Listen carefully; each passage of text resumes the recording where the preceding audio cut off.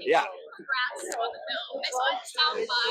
Oh, great. And I am so excited to see, like, what's the pit like when you see the audience reaction?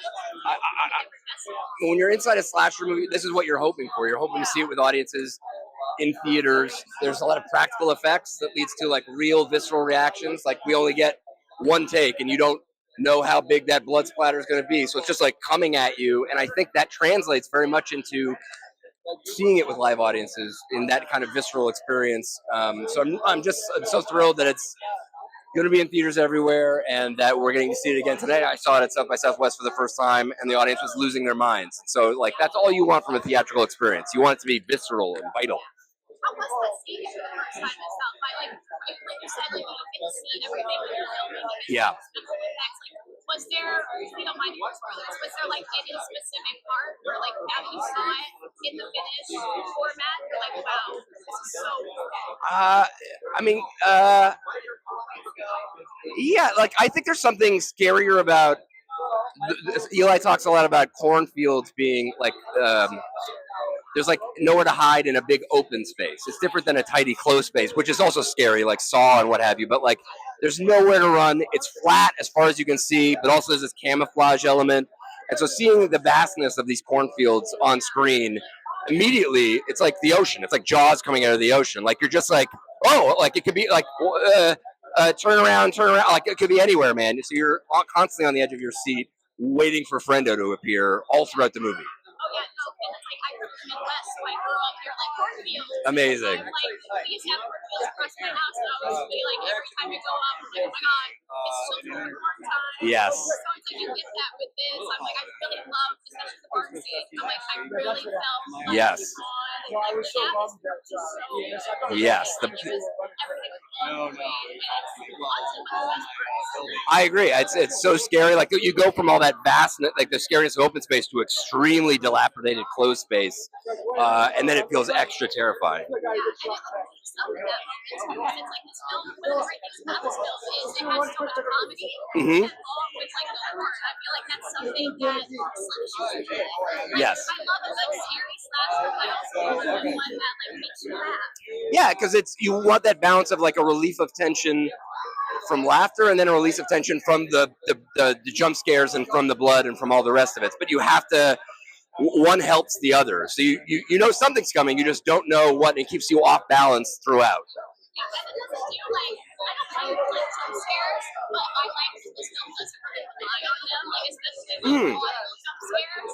Yeah. I feel like I want to be scared by seeing something creepy. Yes. And in this, it's more like a scene where like they see Frendo in the background. Absolutely. Jump scares have their place, but a lot of times it can feel like it's a treading water where you're just like, I'm just going to throw jump scare after jump scare after jump scare because but this movie burns through plot and it burns through twists. I know it's called Clown in a Cornfield, so you're like, I get what it is, but it also like there are reveals, and so it doesn't hold back. It doesn't have to just rely on jump scare after jump scare. It delivers.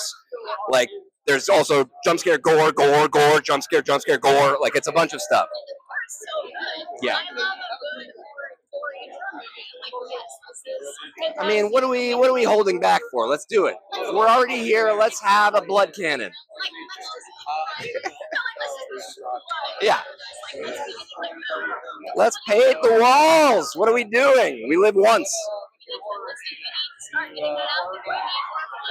Guys, practical blood everywhere. We've all been clamoring for it. Let's get it.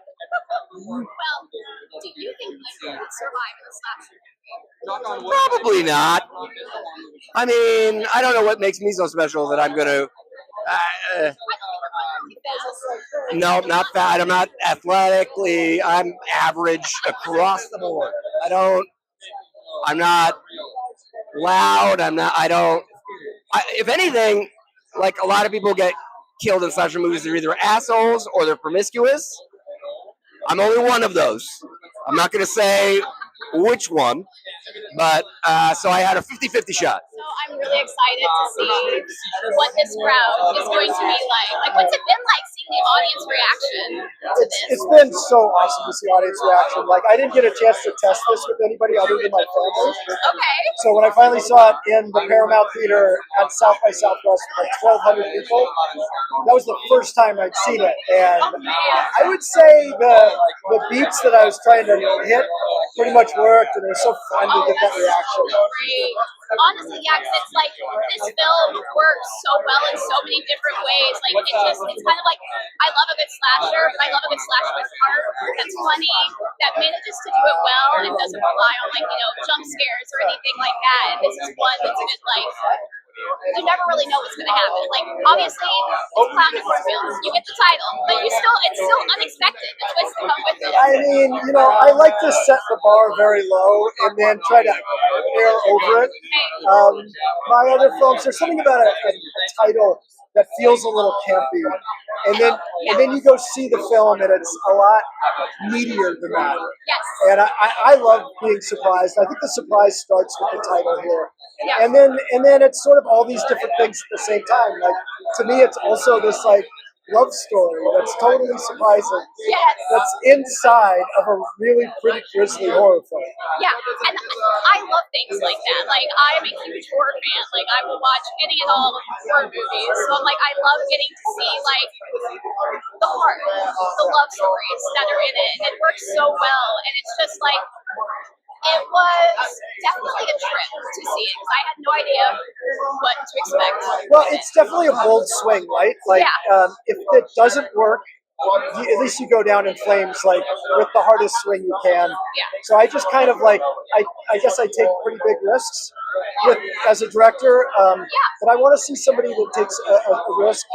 And I'd rather see the film that like somebody took the biggest swing they could, and maybe it doesn't quite work. And if you hit it, it's thrilling to see what happens too. Yeah, that's the kind of fearless filmmaking we need, especially right now. I feel like there's a lot of people that play it safe, and this is one of the ones where people like chuckle at the titles, but I've been like, no, like the title is campy, but when you go see it, you will find out that it is anything but. I mean, I hope people are genuinely scared in this movie. Like, this is the first movie I made that I really want people to be scared. And there's definitely some horror moments, but this is a movie I was trying to dig into, like horror. So hopefully that part works as well. It did personally for me, so I'm really excited to see like what people are going to take out of it for this. Like, what was the barn scene was such a good scene in the film, but what was that like one of your favorite parts of filming it, or like what was your favorite part that came to life? Yeah, I mean, I love shooting the barn scene. I love shooting the scene in the corn. It's just so cinematic, and there's something very practical and old school about this, because people are actually doing this stuff. Their actors aren't like, they're not running across a green screen. They're like in a deep cornfield at 2 a.m. and slashing their way through. And you just can't, we live in such a manufactured world. You can't, and this is so visceral and real, and I love it. Yeah, I grew up in the Midwest. I grew up in cornfields, so I was like, man, this is way too close to home for me. I'm a little scared. But no.